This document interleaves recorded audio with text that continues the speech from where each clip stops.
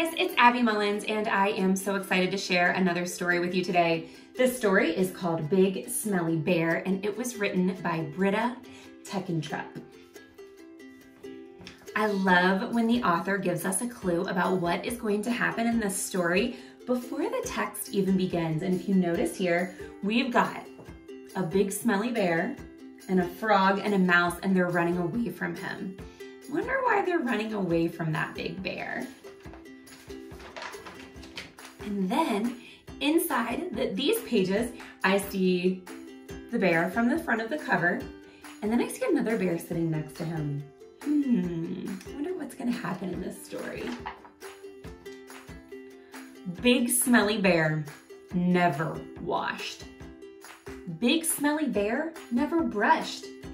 Big smelly bear never took a bath. Big smelly bear was followed by a big stinky stink wherever he went. Flies buzzed all around him. But they were the only ones that ever came close. When the animals in the forest got a whiff of Big Smelly Bear, they ran away as quickly as they could. None of this seemed to bother Big Smelly Bear, but sometimes he did think it would be nice to have a friend. So we've got two problems here. One problem is that Big Smelly Bear is very stinky. The other problem is that Big Smelly Bear doesn't have any friends. Do you think that's because he's stinky? I sure do. And what does that word whiff mean? When the animals in the forest got a whiff of Big Smelly Bear, that means when they could smell him, the air coming towards them, when they could catch the whiff of his big smelly bear body. Then one morning, everything changed. Big Smelly Bear woke up with the most terrible itch. He tried to scratch his back with his paw, but he couldn't reach. That word terrible means really bad, so it was a really bad itch. Take a second and see if there's a place on your back where you can't reach it to scratch it with your fingers. Can you find that spot? That's the spot on Big Smelly Bear that he couldn't reach either, and it was a terrible, really bad itch. He tried rolling around on the dirt, but that didn't stop the itching either. Big Smelly Bear was itchier and dustier than ever. Now we know his real problem is that Big Smelly Bear has an itch that he can't scratch. Look at all the flies. They're still buzzing around him, aren't they? He tried scratching his back with a tree branch, but that made the itch even itchier. He tried rubbing his back against the trunk of an old tree, but that didn't help at all. So the trunk is the bottom part of the tree, so he's wiggling his shoulders and his back all around on that bark, hoping that it's going to be able to scratch the itch, but that's not helping either. "I would scratch your back for you," said a voice from above, "but you are much too smelly." Big Smelly Bear looked up and saw a big fluffy bear sitting in some branches. Big Fluffy Bear smiled at Big Smelly Bear. I wonder what's gonna happen. "Why don't you take a bath?" asked Big Fluffy Bear. "Then you wouldn't itch or smell." "Because I don't need a bath," replied Big Smelly Bear. So Big Fluffy Bear suggested a solution to solve Bear's problem. But Big Smelly Bear says, "No way." Yes, you do," said Big Fluffy Bear. "No, I don't," said Big Smelly Bear. "Yes, you do," growled Big Fluffy Bear.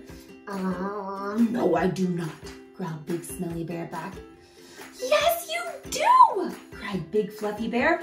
"No, I do not," shouted Big Smelly Bear. Tensions are getting high, aren't they? Who do you think's gonna win this battle? "Yes, you do!" shouted Big Fluffy Bear, "because you stink!" Both bears sat quietly for a minute. Then Big Smelly Bear sighed a big sigh. "Oh, all right," he said, and he stomped off grumpily down the hill to the pond. That that word grumpily? What does that mean? Does that mean he was doing it happily and cheerfully? No, he was not very pleased about taking a bath, so he was grumpy about it. When Big Smelly Bear got out of the pond, he shook the water from his big body. Big Fluffy Bear jumped down from the tree and sniffed. There, she said, that's much better. Now you smell all clean. And she scratched his back for him. The itch was gone. Big Smelly Bear sighed. Thank you, he said. Then he gave Big Fluffy Bear's back a little scratch too. I'm not going to take any more baths, said Big Smelly Bear. Big Fluffy Bear smiled, and the two big bears had a little bear hug. Big Smelly Bear liked Big Fluffy Bear very much, even though he said he would never bathe again. Sometimes late at night, he would wander down to the big pond. And can you guess what he was doing? He's taking a bath.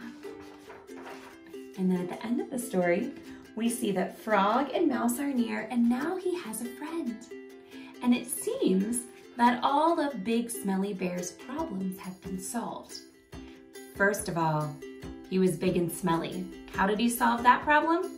He took a bath. He had an itch that he could not scratch. And how did he solve it? He took a bath. And he didn't have any friends. Nobody wanted to be friends with him because he was very big and very smelly.